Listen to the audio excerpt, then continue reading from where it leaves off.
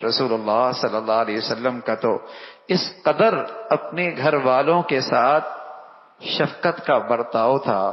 حضرت عائشہ فرمانے لگی کہ کبھی ایسا ہوتا مجھ سے کہانیاں سنا کرتی. کہانیاں، نبوت کی ذمہ داریاں، امت کی فکر، نبوت کی ذمہ داریاں، امت کا درد اور فکر، لیکن اپنی اہلیہ کی دلجوئی کے لیے آپ سے کہانیاں سن رہے. ام زرع، حدیث ام زرع، حدیث کی کتابوں میں یہ بہت مشہور واقعہ ہے. حدیث ام زرع کے نام سے 10 جاہلیت کے زمانے کی 10 عورتوں کی کہانی ہے. تو آپ علیہ الصلوۃ والسلام صرف اپنی اہلیہ کی دلجوئی کے لیے وہ سنا کرتے تھے. حضرت عائشہ فرمانے لگی کبھی آپ تھکے ہوتے نا تو تہجد بیٹھ کے پڑھتے اور پھر آخری چند آیتیں کھڑے ہو کے پڑھ لیتے. پھر دوسری رکعت کے اندر بھی آپ بیٹھ کے پڑھتے، پھر آخری چند آیتیں کھڑی ہو کے پڑھتے. تہجد کا وقت ہے.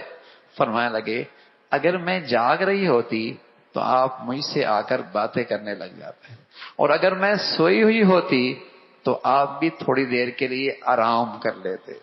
کوئی کہ میاں تہجد کا وقت ہے، دعاؤں کا وقت ہے، تلاوت کا وقت ہے، اور اس وقت اپنی اہلیہ سے باتیں. سبحان اللہ. اللہ کے نبی صلی اللہ علیہ وسلم نے اپنے عمل سے سبق سکھایا یہ نیکی بھی کوئی چھوٹی نہیں ہے. اگر اللہ کے لیے یہ اختیار کی جائے تو یہ نیکی بھی بہت بڑی ہے.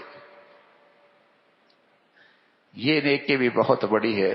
اور سچی بات ہے جس قدر میاں بیوی کا آپس کی زندگی کا تعلق بڑھا ہوا ہوگا، اعتماد والا ہوگا، محبت والا ہوگا، شوہر بھی فتنوں سے پاک رہے گا، عورت بھی فتنوں سے محفوظ رہے گی.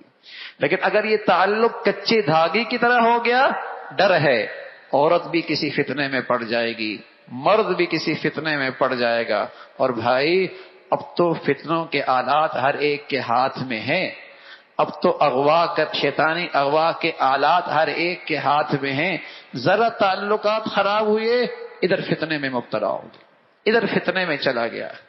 تو اب تو پہلے سے بھی زیادہ ضرورت ہے کہ آپس کی زندگی کا تعلق بڑا ہوا ہو، اعتماد زیادہ ہو، اور آپس کا قرب کا تعلق ہو.